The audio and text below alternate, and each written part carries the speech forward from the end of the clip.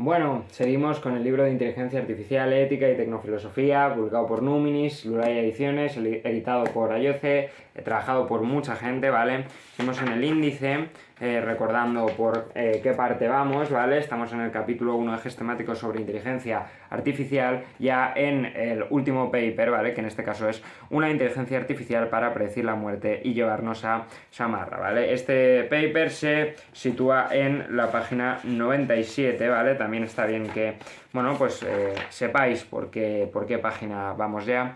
Y bueno, es de Diego Fierro Rodríguez, que es letrado de la Administración de Justicia, ¿vale? Y el paper nos llega desde el Ministerio de Justicia de España. Bien, este paper es un paper, bueno, muy reflexivo, que yo creo que su principal trabajo es llamar a la atención y abrir ciertas preguntas para que nosotros reflexionemos personalmente. Todo ello a partir de un dato, una situación que comentaré ahora y que, bueno, pues también tiene que ver con la IA, por supuesto, como la mayoría de las cosas de este trabajo y, por supuesto, que están absolutamente de moda y con razón, puesto que están afectando y más afectarán en los próximos años a nuestras vidas. Bien, entonces, la lectura de este paper, a mi modo de ver, es muy personal y es precisamente para que reflexionemos cada uno de nosotros. En ese sentido, yo simplemente voy a comentar la situación a partir de la cual se piensa, abriré un par de las preguntas del paper y cerraré, como es costumbre ya en este canal y como me gusta hacer a mí, con el último párrafo de Diego, ¿vale? Básicamente esto lo hago porque yo creo que esa es la mejor forma de que se entienda un poco de qué va el texto, pero de que luego uno, si verdaderamente quiere reflexionar sobre estas preguntas, vaya al texto, que estamos en un canal de filosofía, ir al texto es lo que hay que hacer, ¿no? Eso es importante. He de comentar que este paper viene de una noticia, bueno, que se hizo mucho eco en redes sociales, ¿no? De Sergio Parra. Esta IA puede predecir la muerte de una persona con un 78% de precisión, ¿no? Ya estáis viendo de qué va el texto, ¿no? De National Geographic viene, básicamente. Esta noticia se hizo eco en muchos medios, podéis buscarla por Google. He visto del diario, he visto otra de una web que se llama Medicina Técnica o algo así, pero bueno, en general casi cualquier medio ha escrito sobre esto, causó cierto alarmismo, o por lo menos cierta repercusión social. Hubo muchas personas opinando sobre esto. También querré comentar que hay dos posturas respecto a la fiabilidad o no fiabilidad de esta inteligencia artificial y precisamente, ya que ahora ya sí nos estamos metiendo del todo en el paper, voy a comenzar por leerle a él, ¿no? Leer a Diego Fierro y que se vea, ¿no? de qué estamos hablando. Voy a parafrasear, ¿vale? Dice: la inteligencia artificial emerge como una fuerza pionera con la creación deslumbrante conocida como Life-2Beck. Este prodigioso sistema de Deep Learning ha logrado alcanzar una facultad sobresaliente, la habilidad de prever, con un asombroso 78% de precisión, si una persona verá el último de sus días en los próximos 4 años.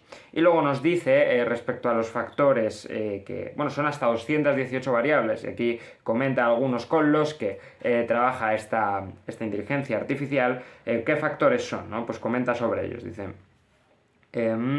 esta capacidad, que supera con creces a las técnicas estadísticas tradicionales, se basa en el análisis de una gran cantidad de variables que influyen en la longevidad humana, tales como el nivel educativo, el estado civil, el historial médico, el consumo de alcohol o tabaco, el índice de masa corporal, el nivel de estrés, el tipo de personalidad, entre otras. Quería también, que no lo he hecho al final, comentar un poco cómo, no, bueno, simplemente presentar el texto y la imagen que tiene al lado. Básicamente está este libro, está lleno de imágenes así muy originales que acompañan un poco la temática del libro y que aparecen entre papers, ¿no? En ese sentido, estéticamente también es un libro bastante potente.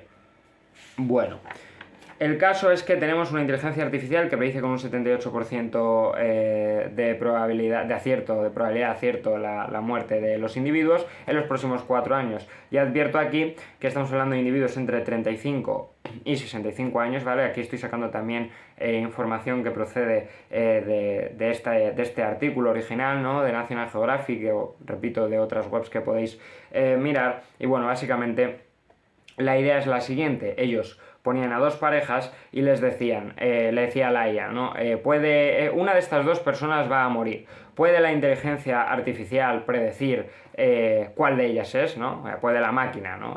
Ponía en la traducción que yo he leído. Bueno, sea como sea, la cuestión es el método. El método es muy importante. Hay que entender una cosa. Es muy fácil si se hacen ciertas cuestiones metodológicas que la IA acierte muchísimo, y eso eso se quería evitar en el estudio, ¿no? ¿Por qué? Porque si yo, por ejemplo, cojo individuos muy jóvenes, ponle de entre 20 y 30 años, y luego a la inteligencia artificial, estas personas van a morir en los próximos 2 años, ¿no? Lo acoto aún más, ya no son 4, son 2.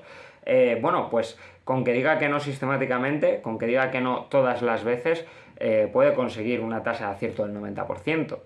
Y entonces saldrá por todos los medios, ¿no? Que una inteligencia artificial predice la muerte con un 90% de precisión. Entonces, metodológicamente tenemos que ser muy serios para precisamente tener en cuenta qué estamos haciendo y hasta qué punto esta IA verdaderamente es capaz de predecir la mortalidad o no de una persona. Bien. Por eso se hace esta metodología de intentar exponer a las personas por parejas, fuerza a la IA a que no juegue al no sistemático. Ya que, por ejemplo, la franja de edad pues es una franja un poco más compleja. Evidentemente hay mucha gente joven y va a haber más personas que van a sobrevivir a esos próximos 4 años, pero aún así es ya otro rango de edad y es otra metodología esta de hacerlo por parejas, ¿no? Y de forzar a cuál es aquella que va a morir, cuál es aquella que va a morir los próximos 4 años. Bien, entonces, es también importante comprender que el hecho de que se pueda ver, ¿no? Es en ese sentido una inteligencia artificial transparente, esta idea de la transparencia de las inteligencias artificiales, de qué procesos causales está utilizando para tomar sus decisiones, es también importante y recorre todo el texto, me refiero ya aquí al libro al completo, porque así podemos entender verdaderamente que está haciendo una inteligencia artificial, y eso tiene mucha más utilidad que simplemente dejarla producir sus algoritmos, ¿no? y llegar al método más eficiente sin que nosotros seamos capaces de ver qué se supone que son aquellos factores que ésta entiende para llegar al proceso más eficiente. En este caso lo sabemos, ya los he leído, y por eso hay cierta valoratividad de que esto une en cierta medida las ciencias sociales con las naturales, ¿no? Ya que muchas de las cuestiones que toma la IA como la condición económica ya son advertidas por las ciencias sociales. Incluso, por ejemplo, el mero hecho de que sea hombre no tiene que ver solo no tiene que ver solo con factores biológicos, no, me refiero a que la IA, por el mero hecho de que sea hombre, ya considera que tiene más posibilidades de morir, precisamente porque estadísticamente un hombre tiene más posibilidades de morir. Bien, pues esto no responde solo a factores biológicos, ¿no? Sino también a factores sociales, pues que pueden estar ligados a relaciones con ciertas drogas, a ciertos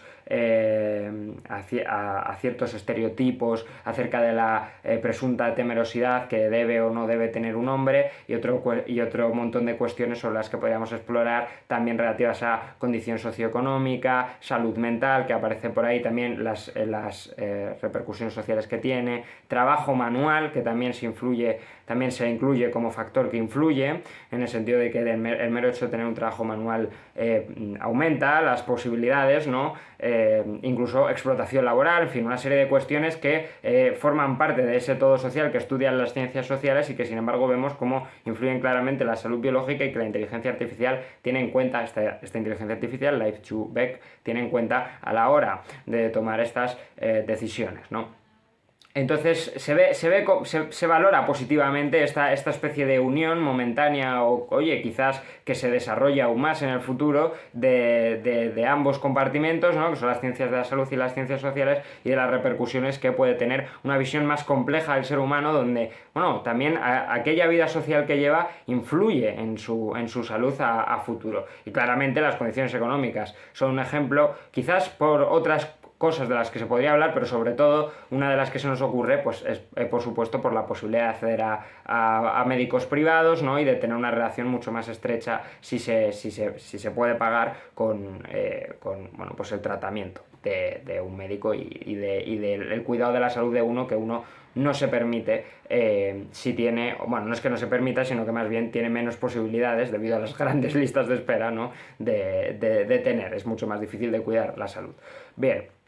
Entonces, básicamente aquí se abren las posibilidades y las preguntas. Y todo esto tiene que ver con una pulsión, una tensión más bien entre, bueno, lo que viene siendo el libre albedrío, ¿no? Y la idea de escaparse de la muerte. Tenemos una especie de destino inexorable que es la muerte, una inteligencia artificial bueno, ha sido capaz de predecir cuándo vamos a morir y por tanto tenemos una fecha marcada, un día en el que necesariamente nos caerá un jarrón en la cabeza. Él pone el ejemplo de Samarra, pero yo prefiero, por ejemplo, contarlo con el caso de Edipo, ¿no? De te acostarás con tu madre y matarás a tu padre. Edipo puede escapar de su destino. Bueno, pues en Edipo Rey vemos que no puede escapar, pero ¿y qué pasa en la vida real, no? ¿Qué pasa cuando Edipo Rey, cuando ya no se trata de oráculos y de ciencia ficción y de mitología, sino que verdaderamente ya está aquí la IA que nos va a decir con un 78% de probabilidades de acierto si vamos a morir o no? Podemos controlar nuestro destino, somos capaces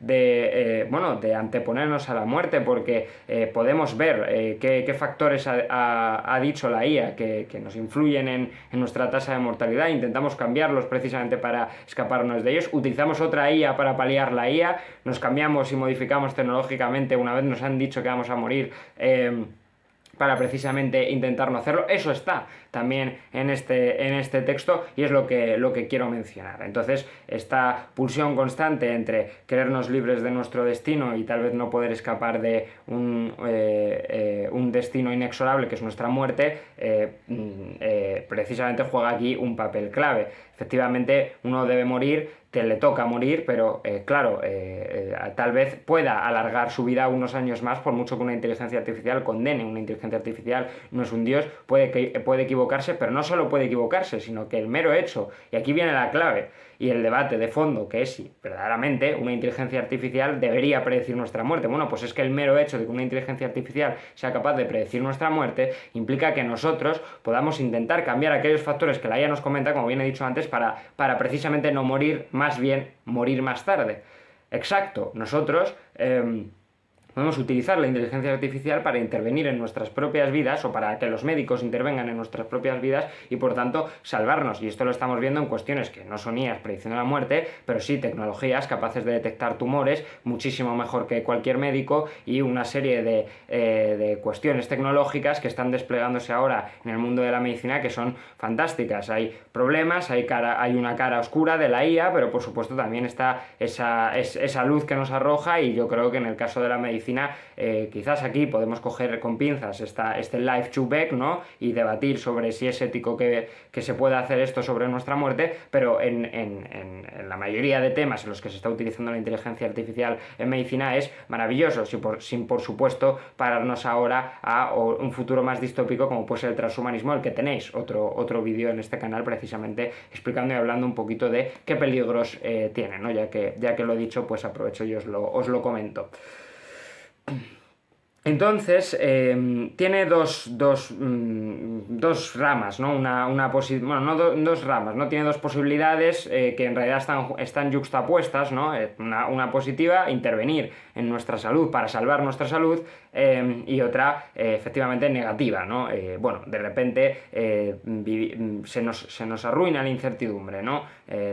Somos el futuro y el destino, el oráculo nos da la predicción, ¿no? Que esta vez es una inteligencia artificial, no es un oráculo, y de repente un mundo de incertidumbre y de misterio se nos estrecha a un único camino y nos sentimos coartados en nuestra libertad, sentimos que el destino se sobrepone sobre nosotros. Desde luego cabría pensar, sí, claramente que nosotros tenemos el derecho de saber de decidir si queremos saber cuándo morimos o cuándo no, con lo cual desde luego, incluso si estas inteligencias artificiales tuviesen al final un uso estadístico potentísimo, no podríamos obligar a la voluntad de las personas a tener conocimiento de este dato simplemente para alertarse de ellos mismos, porque la gente tiene derecho a querer vivir en ese mundo de incertidumbre que esta IA en cierto sentido limita o disminuye. Esas son las dos caras. También parece jugar algo, así lo dice Diego, ¿no? La naturaleza humana, hasta qué sentido la estamos deformando, qué estamos haciendo con la muerte, qué estamos jugando con la muerte. Es la misma manera de vivir la muerte, o siquiera es la misma muerte cuando sabemos de ella, cuando sabemos que necesariamente nos ha de suceder en tal día concreto. Aquí el dato importante claramente es la posible precisión, ¿no? Que en esta inteligencia artificial no está, de nuestro día, del día de nuestra muerte, ¿no? Es decir, no, a las 7:15 del 17 de mayo de 2034 te dará un ataque al corazón, ¿no? Por no ponernos con cosas ya que parecerían más imposibles aún, como pues lo de la maceta en la cabeza. Efectivamente, la cuestión que asusta es el nivel de precisión con el que con el que se dice eso, ¿no? Con el que te dicen cuándo vas a morir, que vamos a morir lo tenemos claro, pero tal precisión nos está eliminando una incertidumbre que podemos considerar vital y connatural al ser humano, que tal vez no queramos difundir. Tal vez no queremos vivir en un mundo en el que por normativa los seres humanos saben qué día van a morir.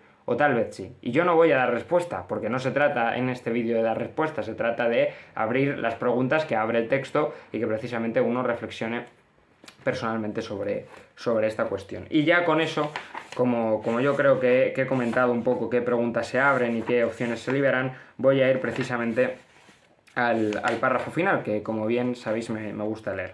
Al entrar en las complejas implicaciones éticas, filosóficas y sociales derivadas de la extraordinaria capacidad predictiva de Leif-Zubeck, nos sumergimos de lleno en un océano de incertidumbre, donde la presencia inevitable de la muerte se entrelaza de forma continua con la nebulosa del futuro.